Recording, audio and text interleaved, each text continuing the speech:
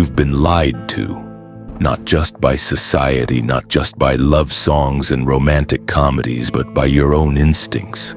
You were raised to believe women are gentle, nurturing, selfless creatures, that their love is pure, their intentions noble, their hearts uncorrupted by the darker impulses that haunt men. But Carl Jung, the man who mapped the darkest corners of the human soul, discovered something far more unsettling. Beneath the surface of every woman lies a force so primal, so ruthlessly calculating that most men never see it until it's too late. By the end of this, you'll gain what schools, therapists, and modern culture deny you: the ability to predict female behavior, shield yourself from emotional warfare, and reclaim the power you've lost to a game you never knew you were playing. This isn't misogyny, it's survival. Think back. Have you ever met a woman who seemed perfect, kind, devoted, achingly vulnerable, only to watch her transform into someone cold, indifferent, even cruel when you needed her most? That wasn't a coincidence. That wasn't just how people are. That was Jung's shadow at work, the hidden self she spent a lifetime disguising, even from herself. You felt it, the whiplash of a woman who adored you one day and discarded you the next, the way she rewrote history, painting you as the villain for sins you never committed. The tears that seemed genuine in the moment, but in hindsight, were just another move in a game you didn't know you were playing. Jung saw this pattern a century ago in his private notes. He wrote, "The feminine persona is a masterpiece of deception, not because women are liars, but because nature demands it. Here's the first brutal truth: women don't choose to deceive. They're designed to, while men evolved to conquer, to build, to fight. Women evolved to survive, and survival for them has always depended on their ability to navigate male psychology. That's why a woman's love is never unconditional.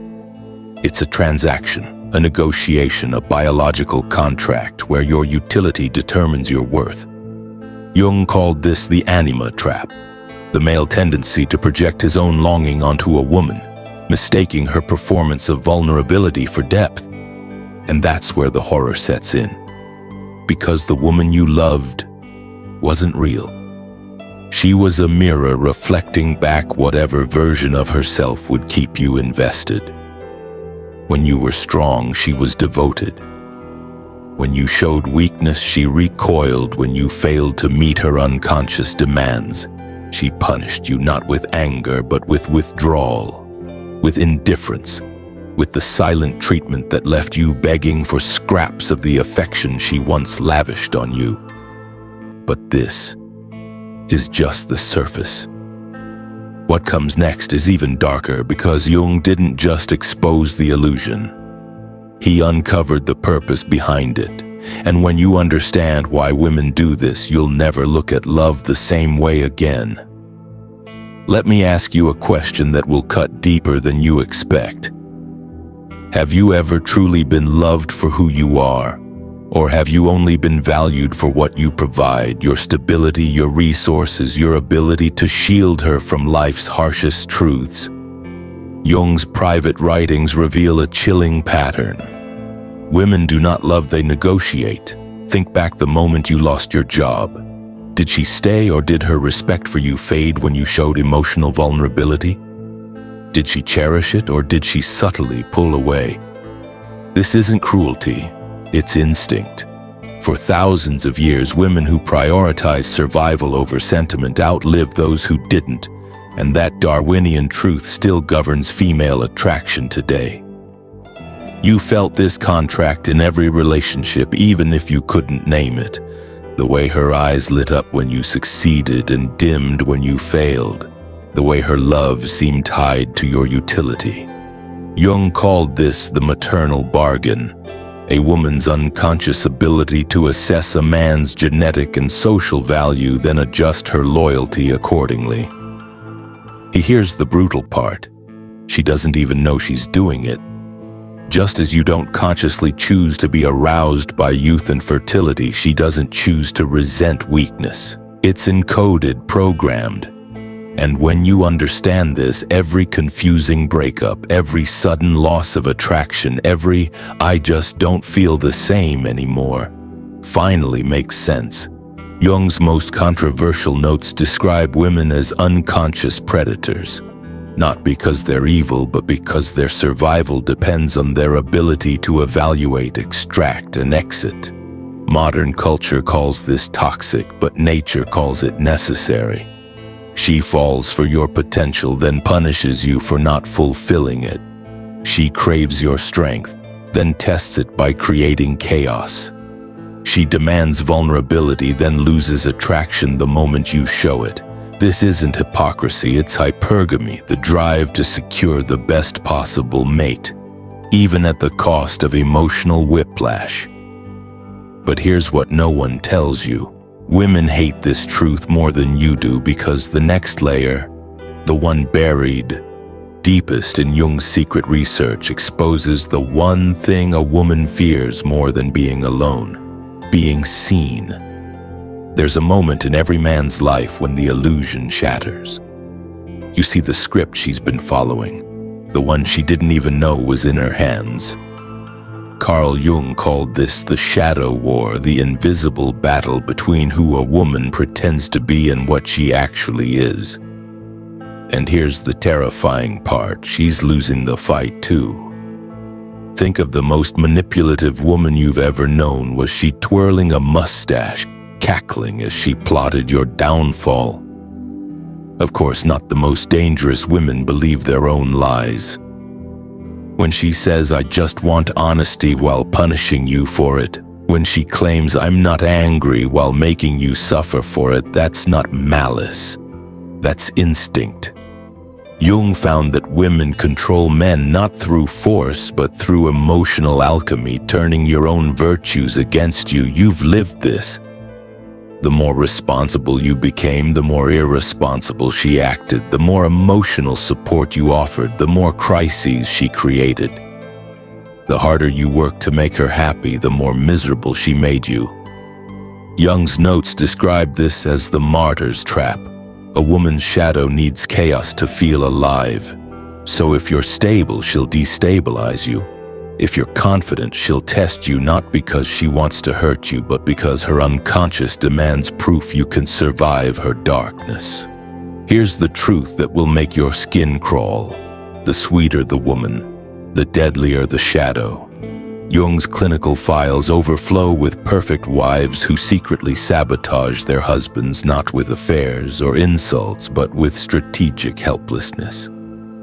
The migraine that always struck when he needed courage. The depression that mysteriously vanished when he stopped paying attention. These aren't conspiracies. They're survival mechanisms older than civilization. When a woman says, "I don't know why I'm like this," believe her, she doesn't. Her shadow acts through her just as your hunger for her acts through you. But this war isn't hopeless because Jung discovered something worse than the shadow, the weapon to defeat it. And when you learn how to wield it, you'll never fear female nature again. This final truth changes everything. For the last 9 minutes, I've torn apart every comforting lie you've ever believed about women. Now we rebuild because Carl Jung didn't expose female nature to leave men broken. He did it to make us dangerous, not cruel, not bitter, dangerous in the way a lion is dangerous to wolves, dangerous in the way truth is dangerous to lies. Here's the ultimate revelation from Jung's secret diaries. A man who understands female nature cannot be controlled by it. Here is the first law. Become her mirror. Women don't change for lectures, they change for consequences. Jung's breakthrough was realizing that a woman's shadow only respects what it cannot manipulate. When she creates chaos, become still. When she plays victim, become indifferent. When she tests you, become unreachable, not as punishment, as physics, just as light bends around a black hole. Female nature bends around unshakable male resolve. Here is the second law. Outsource nothing. Your grandfathers knew this truth instinctively. Never let a woman be your therapist, your purpose, or your moral compass. Jung proved why the moment you outsource your emotional oxygen to a woman, she must suffocate you to survive. This is why modern men are slaves. They beg for sex instead of commanding attraction. They seek permission instead of imposing standards. They negotiate desire instead of inspiring obsession. The solution: develop a soul so rich that female attention becomes optional. Here is the final law. Weaponize your shadow. Jung's most forbidden teaching. A man's power comes not from avoiding darkness, but from wielding it. That rage you suppress, channel it into discipline. That lust you deny, transform it into creative force. That fear of being alone, burn it into self-sufficiency. Women don't fear nice men. They fear integrated men, men whose shadows are allies rather than enemies. For centuries, this knowledge was reserved for kings, warriors, and the occasional rogue philosopher. Now it's yours. The question isn't whether you'll use it, but how soon. Because the world needs dangerous men. Now more than ever, not cruel men, not violent men, men who cannot be controlled. You've seen the truth. The only thing left, to live it.